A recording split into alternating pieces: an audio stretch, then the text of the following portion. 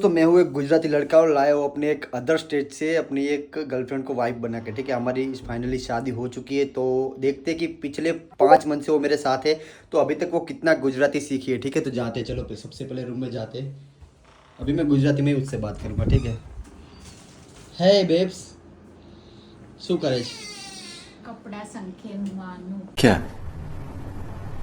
हाँ છે काय કપડા સંખેલવાનું છે કપડા સંકેલું છું સંખેલું છું અને આ પૌવા પૌવા કોને માટે મૂક્યા છે? તમારે માટે હે તમને માટે હે તમને માટે તમારા માટે? તમારા માટે હજુ કેમ ગુજરાતી નથી આવડતું? 5 મહિના થઈ ગયા.